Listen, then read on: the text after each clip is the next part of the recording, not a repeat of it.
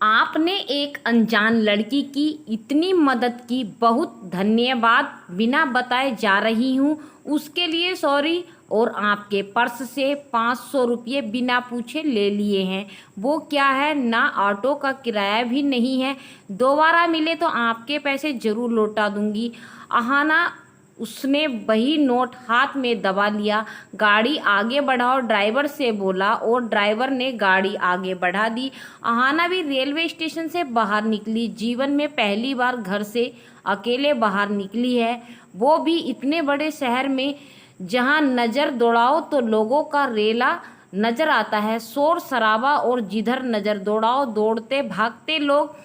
लग रहा था सारी दुनिया चल रही है सिर्फ उसे छोड़कर, क्योंकि उसे समझ जो न आ रहा था कि समुद्र जैसे बड़े इस शहर में भीड़ में जहाँ जाए और कैसे अपने गुम हुए भाई को ढूंढे, जो भूसे से ढेर में सुई तलाशने सा मुश्किल है। और सबसे बड़ा प्रश्न, फिलहाल के लिए कहाँ आसरा तलाशे, कोई चारा न देख कदम धीरे धीरे स्टेशन से बाहर निकले। पास में एक पीसीओ था।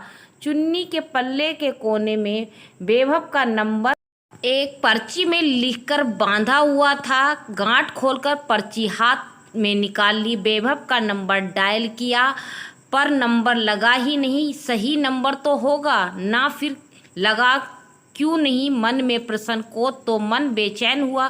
सही क्यों नहीं होगा? उसने खुद से ही उसे दिया था। वह भी उसे बान्या के साथ मुंबई लाना चाहता था, पर तब माँ की बीमारी और प्रज्वल की वजह से उसके साथ नहीं आई थी। वरना वो हमेशा कहता था, आहाना तू बान्या से ज़्यादा सुंदर है, तुझे हीरोइन बनाने मुंबई ले चलूँगा।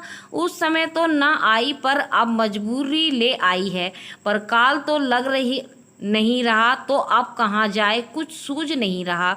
दोबारा से बेभव को कॉल लगाती है, पर इस बार भी नहीं लगता। 2-3 बार ट्रायल करने पर भी जब नंबर ना लगा तो कहाँ जाए, दिल बैठने लगा। जब कुछ ना सूझा तो दिमाग के किसी कोने में याद था कि उसके पूछने पर उसके भाई ने बताया था कि वह गोविंद धाम नाम की चाल में रहता है। धीरे धीरे चलती आगे बढ़ी।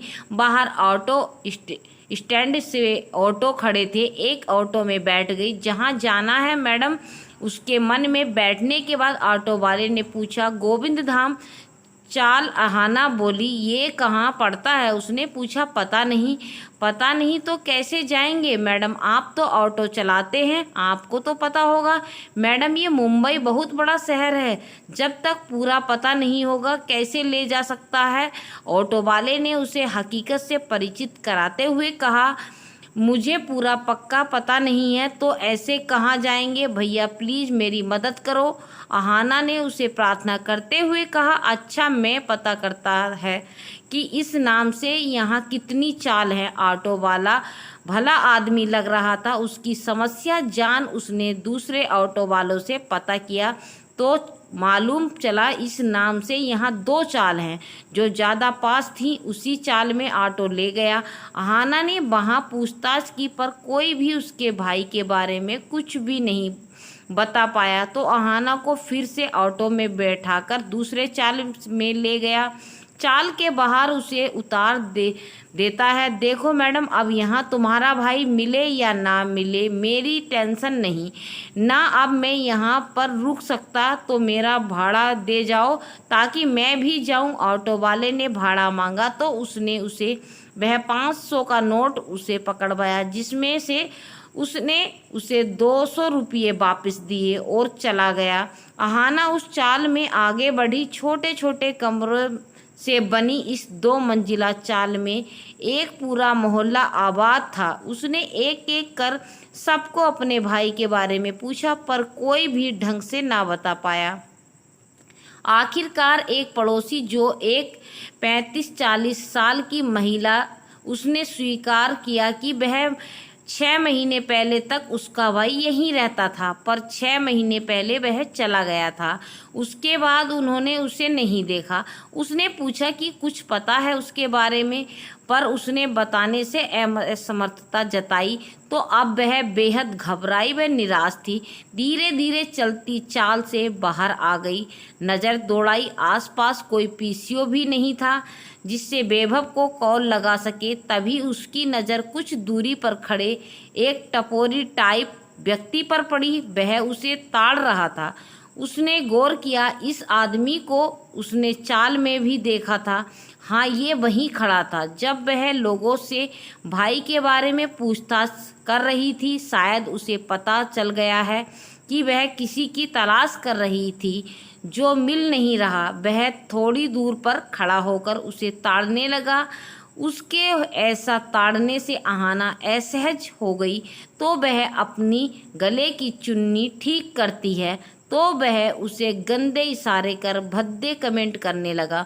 थोड़ी देर बाद वह चलता हुआ वहां से आकर उसके आसपास चक्कर लगाने लगा, जिससे अहाना की घबराहट बढ़ गई। अकेली है क्या, किसी को ढूंढ रही है? वो नहीं मिला, परेशान मत हो, मेरे साथ चल, वह गंदे इशारे कर बोला। तो अहाना बहुत घबरा गई। वह वहां से चल कर थोड़ी दूर चली गई। वहां पर और लोग भी थे। पीछे मुड़कर देखा, वह वहीं पर खड़ा था। भाई का तो कुछ पता ना चला, पर अगर वैभव और बान्या भी ना मिले तो वो यहाँ क्या करेगी पता नहीं। यहाँ तो आसपास कोई पीसीओ भी नहीं दिख रहा था कि वह एक बार वैभव को कॉल लगा सके। तो परेशान हो वह एक दो शख्स ने रिक्वेस्ट करती है कि उसे कॉल करना है तो उसे फ़ोन दे देता है। वह वैभव को कॉल लगाती है। रिंग जा रही थी। हेलो, उस तरफ की आवाज़ सुनने की खुशी के आंसू झलक पड़े। वैभव ने अहाना, वह खुश होती बोली, अहाना तू कैसी हो? मैं ठीक हूँ, कहाँ हो? मुंबई क्या? उसके मुंबई बताने पर वह चौंक गया। हाँ, बान्या से ज़्यादा सुंदर हूँ तो मुझे भी हीरोइन बना दोगे? तो आ गई मैं भी हीरोइन बनने। अहाना उससे बोली, अच्छा किया आ गई, मैं बहुत खुश हूँ। तू रुक वहीं पर, मैं आता हूँ। ठीक है, आ जाओ। जगह बता, कहाँ पर है तू? अभी गोविंद धाम चाल के बाहर, वहीं पर रह, कहीं और मत निकल जाना, मैं आता हूँ, कहकर उसने कॉल डिस्कनेक्ट कर दी। वैभव से बात करने के बाद घबराहट अब थोड़ा कम हो गई। बहस उस शख्स को फ़ोन वापस करती है और एक कोने पर खड़ी हो गई कि अब तभी उसकी नज़र उस शख्स पर पड़ी जो प्रतिलिपि होकर उसके आने का इंतज़ार करने लगी। थोड़ी देर खड़े उसे ताड़ रहा था और अब उसने देखा उसकी संख्या 1 से बढ़कर 4 हो गई थी। वे उसकी मजबूरी भांप चुके थे और ये भी कि वह अकेली और मजबूर है।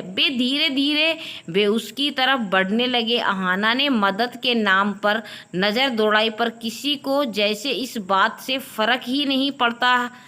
उसने मदद के लिए बोला पर कोई रुकने को और उसकी मदद को तैयार नहीं हुआ। तो वह तेज तेज चलती आई।